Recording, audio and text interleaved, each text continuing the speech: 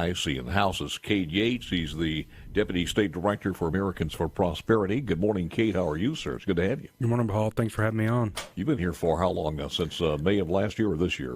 When was it that you joined it?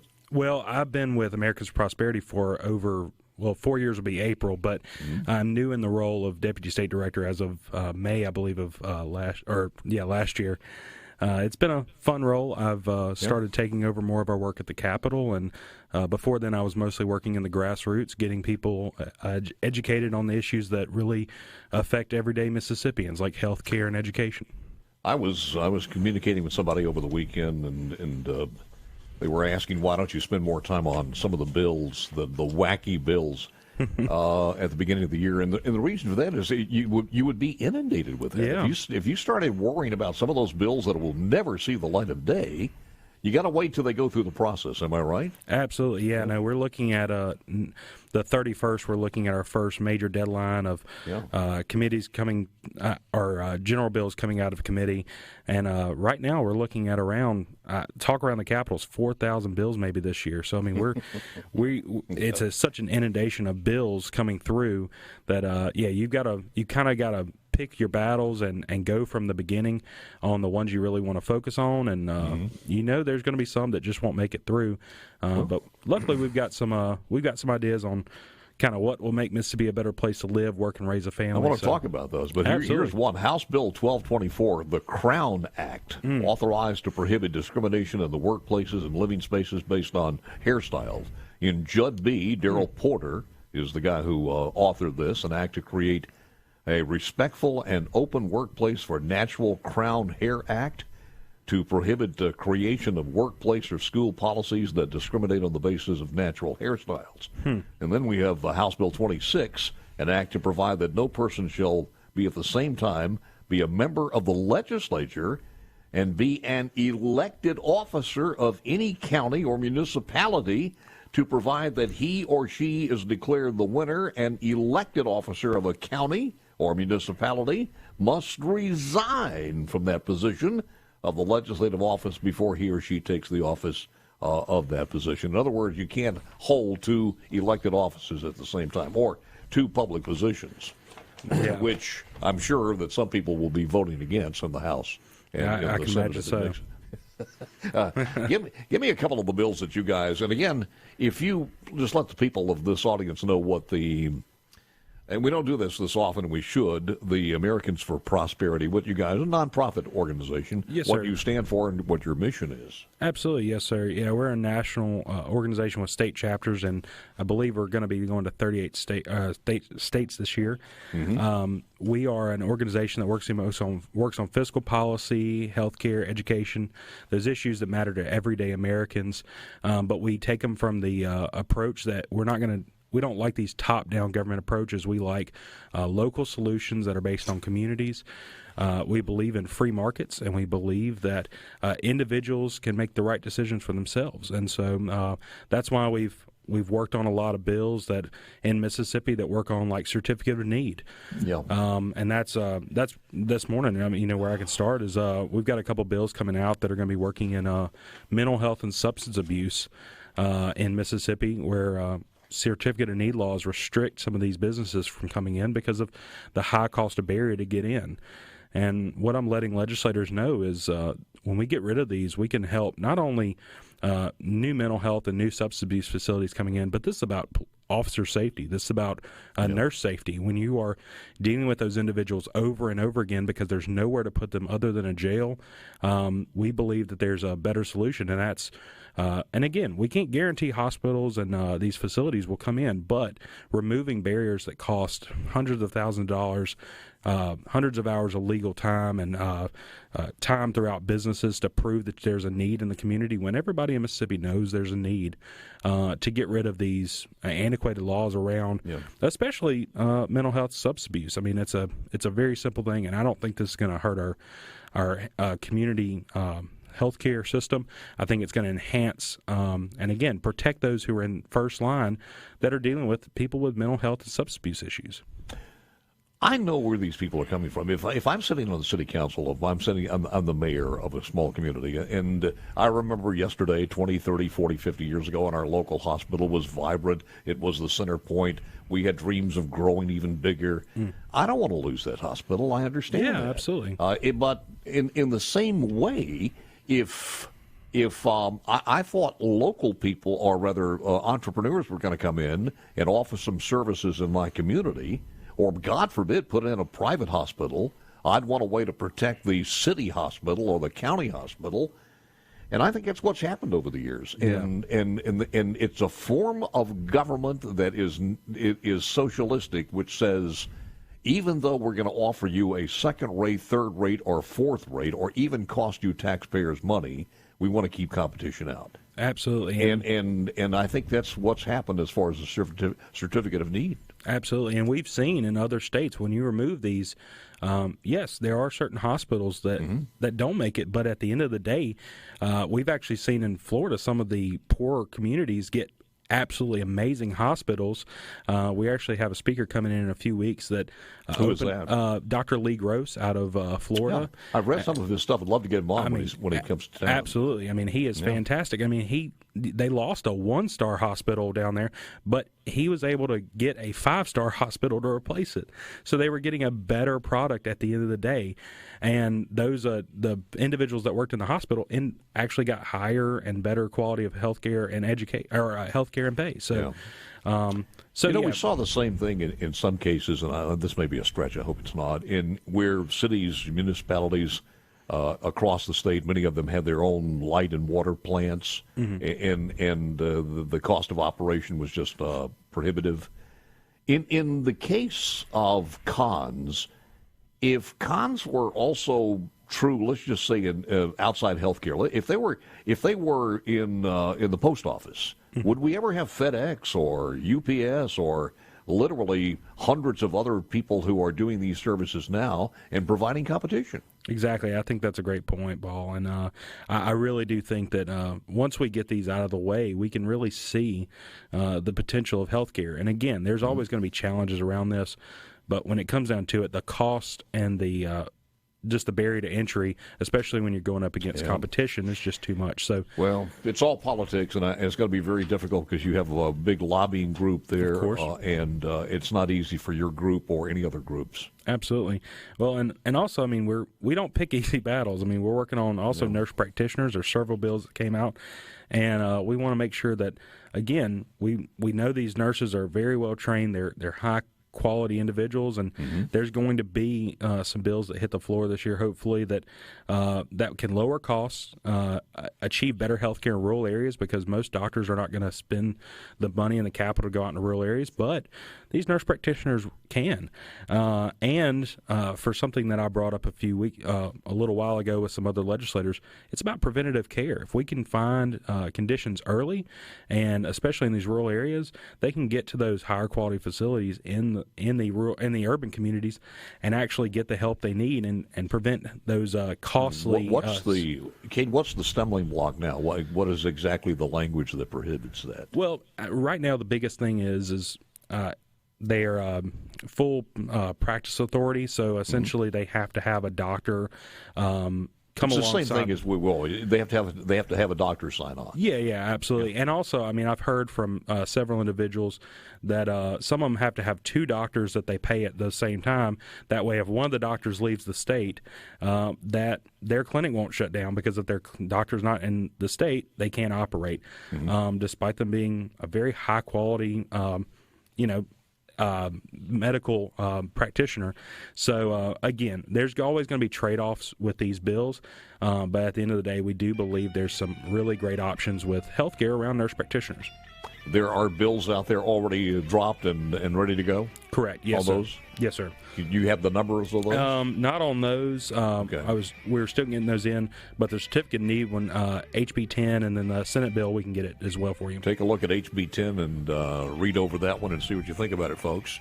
More with Cade Yates coming up. Allison Talley joins us at 8:05. Back with more next. In the Trustmark studios, where you can choose a personal checking account from a multitude of options to fit your needs. That's Trustmark, people you trust, advice that works. Member FDIC.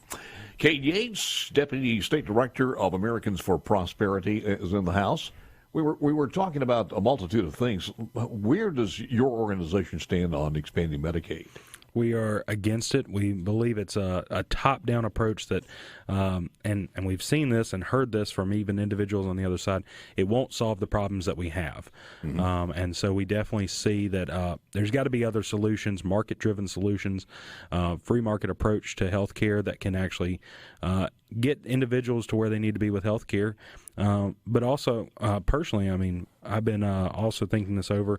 It's not just about, just the health insurance side and all that. It's about building prosperity and opportunity in low-income areas through things other than health care, so individuals can actually get to a better place where they can either afford a direct primary care or get to a place where they can get to a job with health insurance. Cade, I think you and a lot of other folks in the state, we have to come to this realization that politics is involved in this. Absolutely. Number one. Number two, that we are seen to be the bad guys because when we say don't expand it, it sounds like we want other people to suffer. That's not it. No, not at all. We would love to be able to see, is there a better way, health savings account or some other way for us to do this?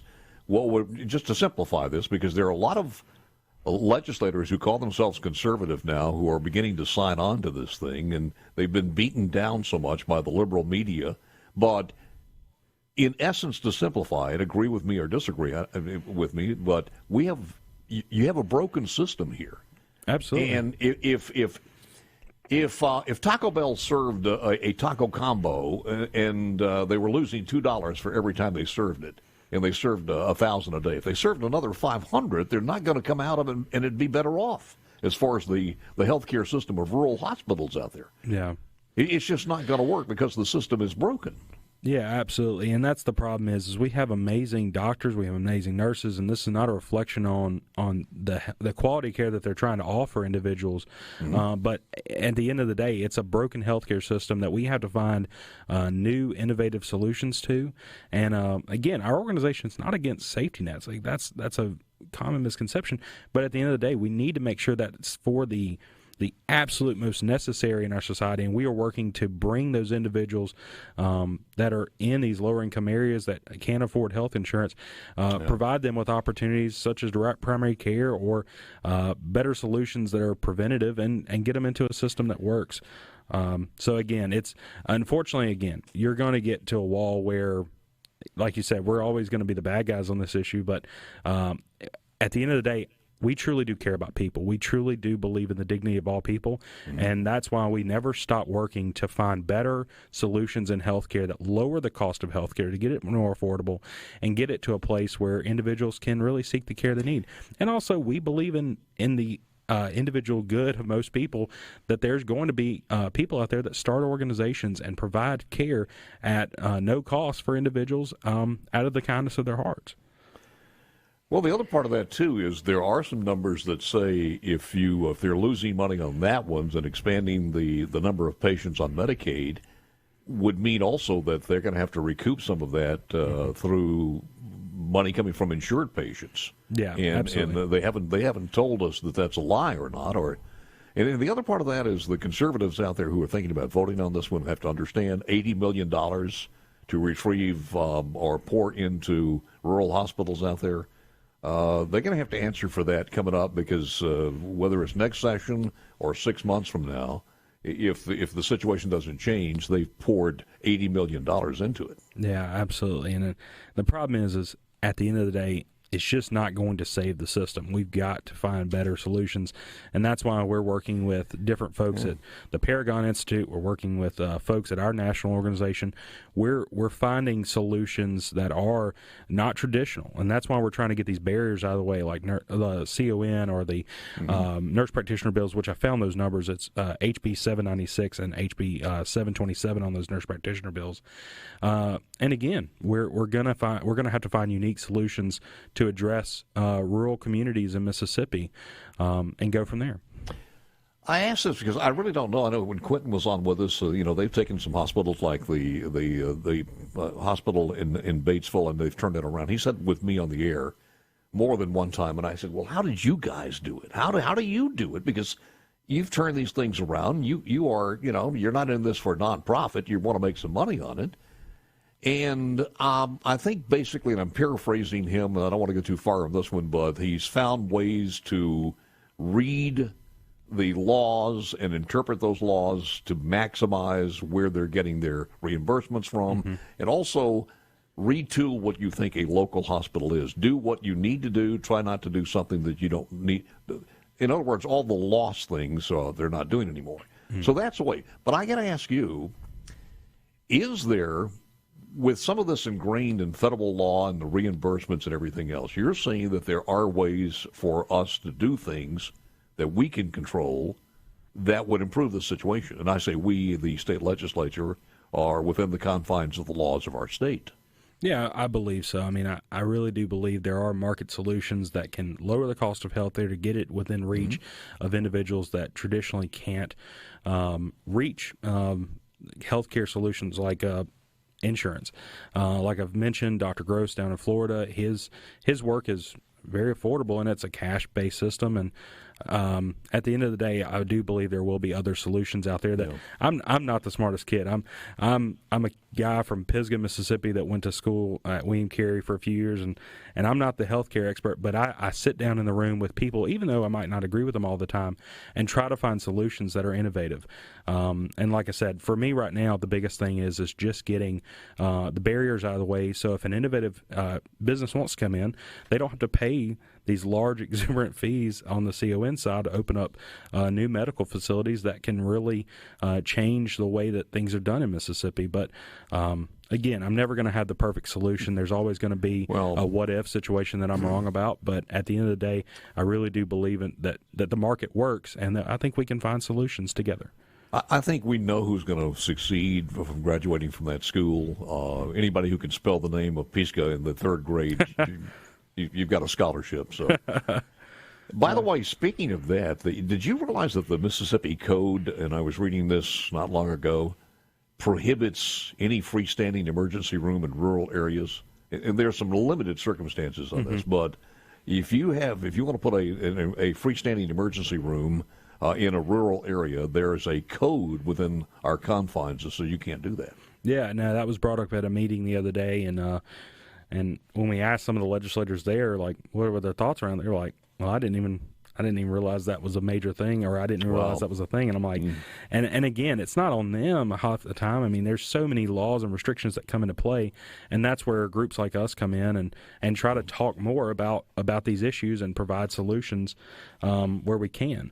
Tremendously interesting. Absolutely. I do want to say this before we let you go, because time is waning. Any other bills that you want to talk about? Yeah, absolutely. We've got a home-based business bill, HB 113, or 1113, that will help mostly parts of like Jackson that have limited retail sales at the home. And in our current economic climate, we really need to get those restrictions out of the way. These do honor home agreement or community agreements, like if you're an HOA, so don't worry about that. But we do need to allow people to start home-based businesses. We've also got some dual enrollment programs, because education is key for individuals to succeed in future endeavors. I know that's a big part of my life, and those are HB 729. That's from Vice Chairman of Education Kent McCarty. That's called the STRIDE Act. And then we've got some part-time public school student education pieces, and that one's going to be, it's affectionately known as something like the Tim Tebow bill, but it's more of the educational side, and that's from that's 1154 from Rep Randy Boyd. So school choice on there also. Yes. All right, can we we got one more segment here, because I want to touch base on that one, because absolutely, it's probably one of the more important things in the future of this state as far as school choice is concerned. And that, you're talking about a long road to hoe. That's it's a long road to hoe. Back with Cade Yates, Deputy State Director of Americans for Prosperity, coming up next.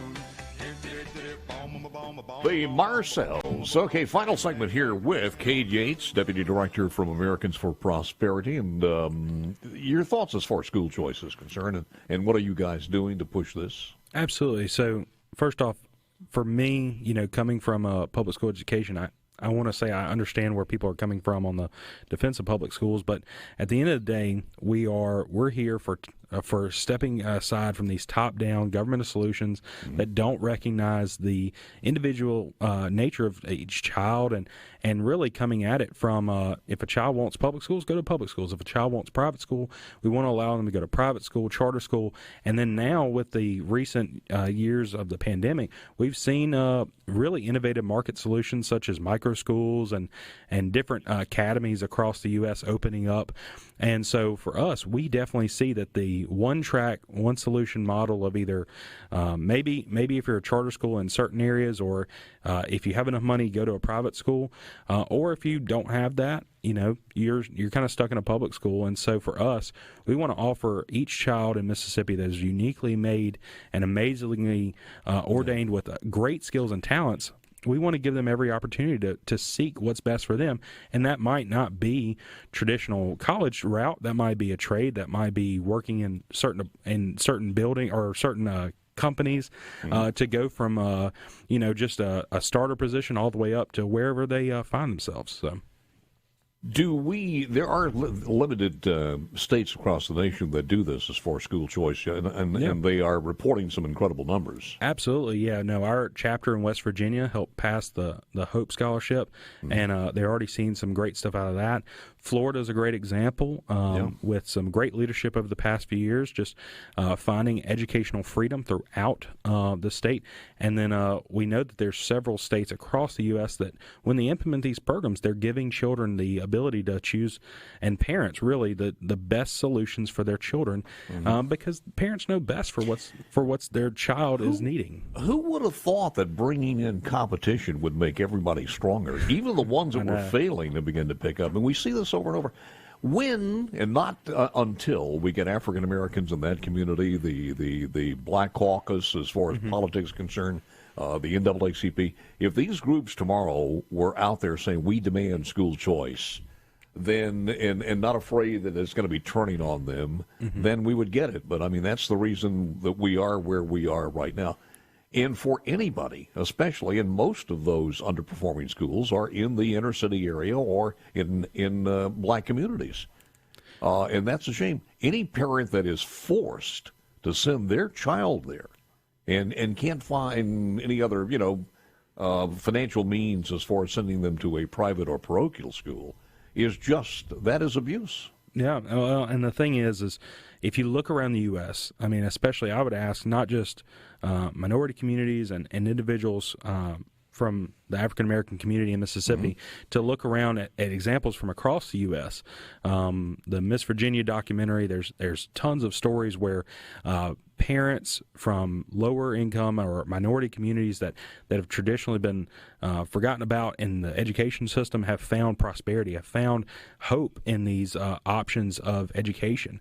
And also, I mean, I would ask our legislators on the Republican side as well to look around and see the amazing, because again, it's not just the Democrat side that's against us. There's some Republicans that are against it as well. Yeah. And again, I love my old high school. I love the rah-rah feeling of public school. And listen, for some people, that's a great feeling or a great place to get educated. But at the end of the day, there's a wide variety of options that we're seeing across the U.S. that don't fit the traditional sit-and-row, traditional classroom model that for some students just doesn't fit. And so we hope to really help individuals from, again, African-American communities, white communities.